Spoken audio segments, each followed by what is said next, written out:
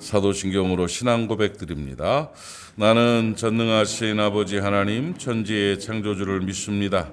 나는 그의 유일하신 아들 우리 주 예수 그리스도를 믿습니다. 그는 성령으로 잉태되어 동정녀 마리아에게서 나시고 본디오 빌라도에게 고난을 받아 십자가에 못 박혀 죽으시고 장사된 지 사흘 만에 죽은 자 가운데서 다시 살아나셨으며 하늘에 오르시어 전능하신 아버지 하나님 우편에 앉아 계시다가 거기로부터 살아있는 자와 죽은 자를 심판하러 오십니다.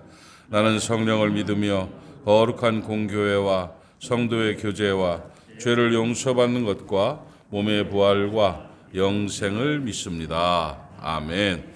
263장 찬송하겠습니다. 하나님 말씀은 마태복음 4장입니다. 12절부터 25절까지 사순절 말씀 3일째 말씀으로 은혜를 받습니다. 마태복음 4장 12절부터 25절까지 말씀을 오늘도 제가 봉독할게요. 같이 눈으로 읽으시면서 마음으로 읽고 말씀 받으시기 바랍니다. 마태복음 4장 12절부터 25절까지를 봉독합니다.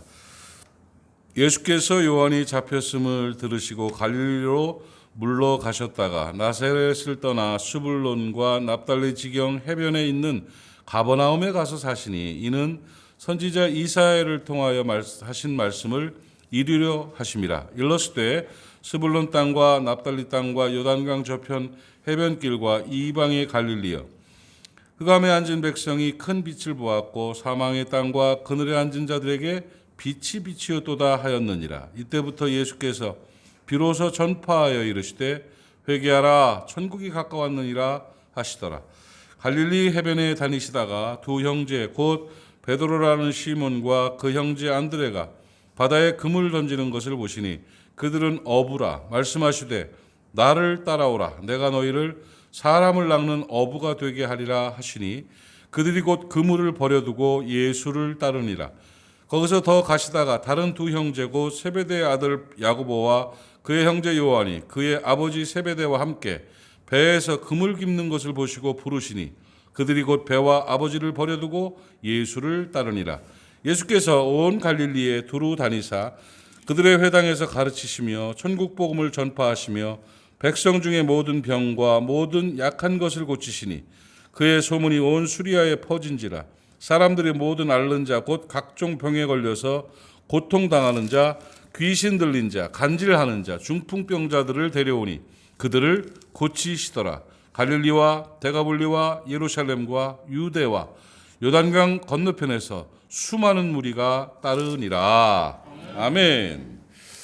예수님의 공생애를 시작하시는 내용들입니다. 그러니까 사순절을 시작하면서 시험 받으시고 또 목자 되신 하나님에 대해서 하나님 여호와는 나의 목자시고 그리고 이제 예수 그리스도의 공생애 이렇게 이제 쭉 말씀들이 이어져가는 그런 내용입니다. 오늘 말씀은 네 그룹으로 나눠져요. 네 가지 말씀을 우리에게 주시는데 첫 번째가 뭐냐면 우리 그 16절의 끝 부분에 있는 것처럼 빛이 빛이었도다. 빛이 이사야 선지자의 예언에 따라서 흑암의 땅, 사망의 땅에 빛이 비추었다. 그 빛은 누구를 말할까요? 예수님이시죠. 그러니까 예수님이 오셔서 공생의 사역을 시작하심은 어둠의 사망에 빛을 비춘 것이라는 거예요. 그러니까 그 빛이 되신 빛이신 예수 그리스도가 세상에 오셔서 이제 복음 사역을 구원 사역을 시작하심을 선언하는 내용으로서 이사야서의 말씀을 인용해서 마태복음에 기록하고 있는 것입니다. 흑암의 땅, 사망의 땅에 빛이 비쳤다. 이 어두움의 땅에 그리스도의 빛이 비치는 능력, 권세, 영광이 있음을 믿으시기를 바랍니다. 여러분의 심령에도, 여러분의 삶 가운데도, 여러분의 가정에도 그리스도의 빛이 비춰지기를 주님의 이름으로 축복합니다. 빛이 비쳤다. 이거 얼마나 놀랍고 귀한 이야기인지 몰라요. 어둠에 캄캄한 칠흑 같은 어둠을 헤매다가 빛을 보면 또 빛이 쫙 비춰지면 힘이 되잖아요. 은혜가 되잖아요. 회복이 되잖아요. 여러분 지금 이 시대를 회복시키고 이 시대를 살리고 다시 한번 하나님 앞에 서게 할 수 있는 유일한 권세는 그리스도의 복음의 비침을 믿으시기를 바랍니다. 빛이신 예수 그리스도이심을 여러분 믿으시기를 바랍니다. 그래서 첫 주제는 그거예요. 흑암과 사망의 땅에 빛으로 오신 예수 그리스도. 빛으로 오신 예수 그리스도. 빛이에요. 어둠을 물리치는 건 빛밖에 없습니다. 어둠과 싸운다고 어둠이 물러가는 게 아니에요. 어둠과 싸운다고 어둠이 물러가는 것이 아니라 빛을 비추면 물러가는 거예요. 코로나 시대에 교회들이 또 여러 가지 다양한 방법으로 사명들을 감당하고 있습니다.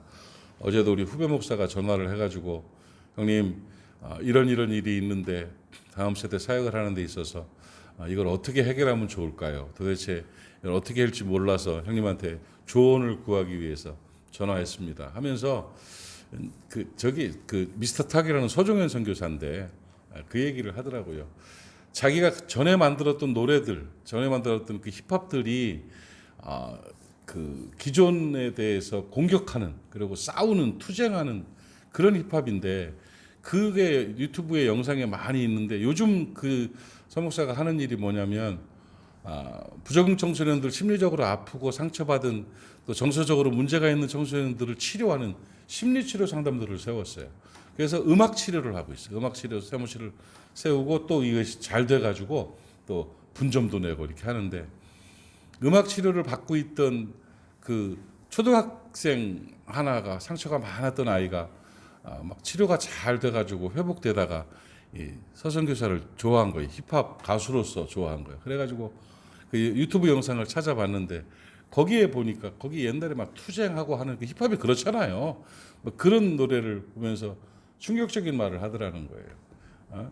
선생님도 싸우는 분이었군요. 이렇게 그 말이 막 너무 충격을 받아가지고 형님 이걸 다 지워야 됩니까? 다 없애야 됩니까? 지금 또 극보수 그 우익의 극보수 실수하고 있는 기독교인을 책망하는 힙합을 하나 써달라고 제안을 받았는데 그거를 그 음악을 만들어 줘야 될까요? 말아야 될까요? 뭐 이런 얘기를 하더라고요. 그때 제가 한 얘기가 그거였어요. 그 다양한 방법으로 진리를 보수하고 또 세상을 아름답게 하기 위해서 노력하는 것이다. 보수도 있어야 되고 우익도 있어야 되고 진보도 있어야 되고 개혁도 있어야 되고 이렇게 뛰는 교회도 있어야 되고 저렇게 뛰는 교회도 있어야 되고 이렇게 일하는 사역자도 있어야 되고 저렇게 일하는 사역자도 있어야 된다. 이렇게 말을 하면서 그러나 지금 하나님이 내게 맡겨준 사명에 초점을 맞춰라. 이 일을 위해 손해가 된다면 거절해라.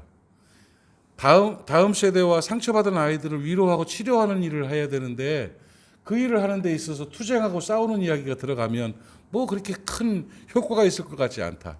그러니까 노래 만드는 거 거절하고 그 회복하고 치료하는 심리치료와 상담과 따뜻한 노래들을 만들고 따뜻하게 아이들을 치료하는 일을 위해서 초점을 맞추는 그런 사역자가 되면 좋겠다 하고 이야기를 했어요. 그랬더니 그렇습니다. 알겠습니다 하면서 뭐 이렇저렇게 얘기를 쭉 했는데 그러면서 회복이 됐습니다.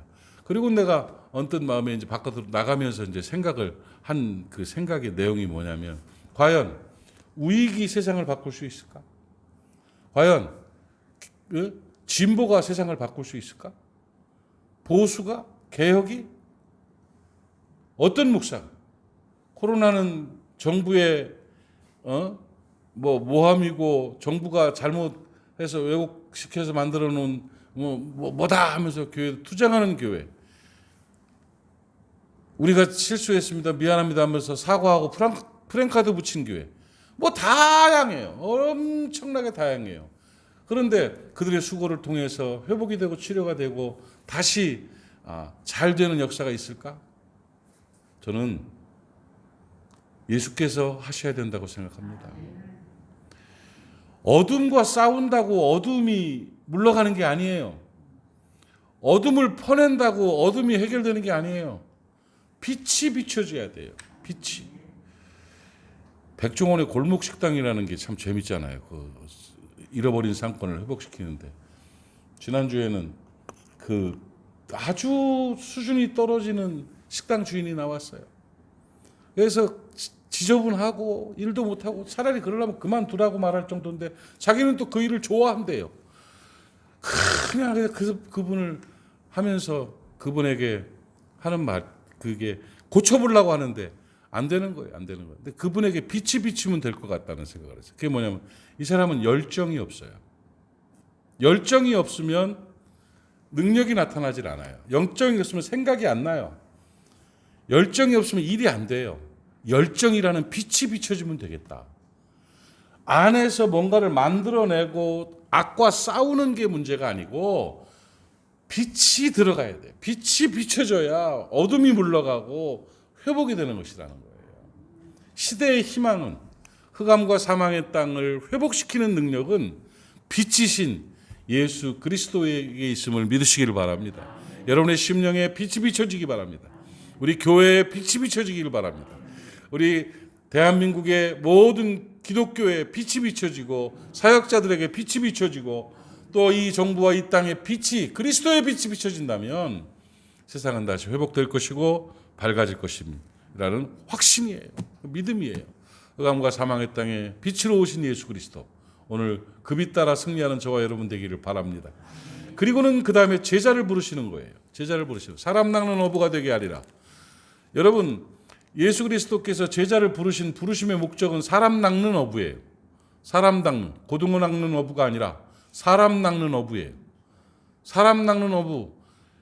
이중호 목사를 제자로 부르신 이유는 사람 낚으라고. 사람을 위해서 부른 거예요. 사람을 하나님의 사람으로 전도해서 영혼 구원하라고. 그리고 그 사람을 도와주라고. 그 사람에게 하나님 나라가 임하게 하라고. 그런 거죠. 사람 낚는 어부가 제자도의 핵심이에요.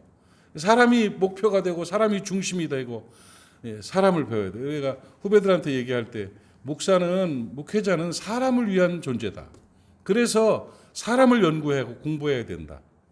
심리학을 공부하고 상담학을 공부하고 리더십을 공부하고 인간관계를 공부하고 가족학을 공부하는 이유가 뭐냐? 사람이기 때문에. 사람에게 포커스를 맞춰야 돼요. 사람의 전문가가 돼야 돼요. 프로이드를 모르고 에릭슨을 모르고 스키너를 모르고 어떻게 목회를 할 수 있어요? 그건 안 되는 거죠. 그들의 이론들과 그걸 가지고 종합적으로 해도 잘 안 되는 판에. 그러니까 사람 연구하는 거예요. 사람 배우는 거예요. 사람 돕는 거예요. 사람과 함께 나가는 거예요. 그래서 제자들은요, 사람을 잘 사랑할 줄 알아야 돼요. 여러분 모두가 사람 낚는 어부가 되기를 주님의 이름으로 축복합니다. 사람 낚는 어부가 되는 거예요. 사람 낚는. 그래서 이 사람 낚는 어부가 되기 위해서 세 번째 대지로 넘어가는 것이 뭐냐? 비로소 천국 복음을 전파하시니라. 회개하라, 천국이 가까워오느니라 하시면서 하나님 나라를 선포하시고 이제 공생의 사역을 시작하신 거예요. 이게 세 번째 대지가 되는 거지요. 여러분, 하나님 나라 건설 노동자로 사시기를 바랍니다. 천국 복음을 전하는 여러분 되시기를 바랍니다. 그리고 네 번째 대지로 나오는 것이 뭐냐면 고쳐주시는 거죠. 고치심, 능력 행하심이에요. 이제 천국 복음을 선포하고 하나님 나라를 선언하고 그리스도와 제자들이 세상을 향해서 공생애를 시작하는데 주의 권능이 나타나기 시작한 거예요. 각종 병자들이 낫기 시작해요. 기적이 일어나기 시작해요. 고쳐지기 시작해요. 변화되기 시작해요. 사람들이 하나님이 살아계시고 하나님이 역사하시는 거라를 인정하게 만드는 거예요. 능력이 나타나는 권세가 있는 것이죠. 오늘 사순절을 맞이해서 네 가지 대지를 우리에게 오늘 말씀은 가르치고 있습니다. 흑암의 땅, 사망의 땅에 비춰주신 빛이신 예수 그리스도, 그리고 제자를 부르신 예수 그리스도. 제자들, 이 굉장히 중요한 제자도예요. 여러분 부르심에 응답하는 여러분 되시기를 바랍니다. 오늘 저와 여러분이 제자로 쓰시기를 바랍니다. 제자로 쓰임 받기를 주님의 이름으로 축복합니다. 제자는 뭐 하는 사람이냐? 사람 낚는 거예요. 사람을 위한 제자. 사람을 하나님께로 이끌어내는 제자. 사람을 사랑하는 제자. 그렇게 제자가 되는 것이죠. 그리고는 천국 복음이 선포되어지고 공생애가 시작되고 그렇게 하나님 앞에 서게 됐을 때 고치는 역사, 능력이 나타나는 권세 있는 은혜의 역사들을 경험하게 되는 것입니다. 오늘 그리스도의 공생의 시작에 대한 장면들을 바라보면서 우리가 무엇으로 어떻게 주님 앞에 서야 될지, 사순절을 어떻게 살아야 될지를 깨닫고 승리하고 말씀의 능력이 나타나는 귀한 날 되시기를 주님의 이름으로 축복합니다. 기도합시다. 하나님 아버지 은혜를 감사합니다. 사순절 셋째 날을 맞이해서 우리가 하나님 앞에 말씀을 듣고 또 기도하며 힘을 얻습니다. 아버지 하나님, 흑암과 사망의 땅에 오신 예수 그리스도, 빛으로 오신 예수 그리스도, 그 빛이 우리에게 비춰지는 귀한 역사를 경험하게 하여 주시옵소서.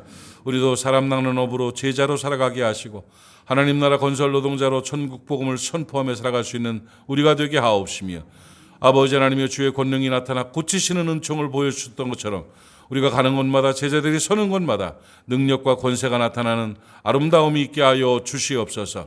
하나님, 오늘도 모리아 가족들을 위해 기도합니다. 안전하게 하시고 건강하게 하시고 평안하게 하시고 행복하게 하시고 성결하게 살아낼 수 있도록 은혜 베풀어 주시옵시며, 아버지 하나님 앞에 간절히 기도하는 기도의 내용들을 들으시고 응답하시고 역사하여 주시옵시고, 특별히 새벽을 지키는 하나님의 사람들 한 사람 한 사람 이름 기억하시고 성령의 권능으로 충만하게 하시고 오늘도 예수과 달게 행복하고 오늘도 예수님 때문에 승리하는 복된 날 되게 하여 주시옵소서. 예수님의 이름으로 기도하옵나이다. 아멘. 하늘에 계신 우리 아버지, 아버지의 이름을 거룩하게 하시며 아버지의 나라가 오게 하시며 아버지의 뜻이 하늘에서와 같이 땅에서도 이루어지게 하소서. 오늘 우리에게 일용할 양식을 주시고 우리가 우리에게 잘못한 사람을 용서하여 준 것 같이